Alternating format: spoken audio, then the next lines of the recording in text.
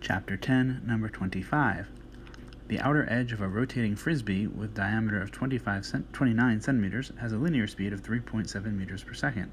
What is its angular speed? So what we're talking about, of course, is a flying disc, which is the official name for frisbees, and it is the outer edge, so we're talking about some point on the rim, is moving with a velocity which is 3.7 meters per second, and they would like us to say, well, then how fast is the disc spinning to make that happen? And we're just going to fall back on the idea that the velocity on the edge is just r omega, and so we can solve this over and say omega is v over r. Yeah, that's a thing you're going to run into a lot as we do, especially rolling stuff. And we have 3.7 meters per second over the radius,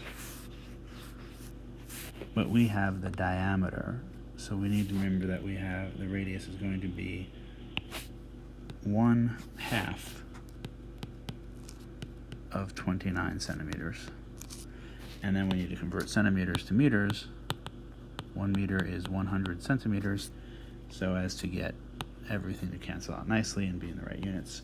And when we do all of that, we end up with 25.517 radians per second, but there are only 2 sig figs, so we end up with really 26 radians per second.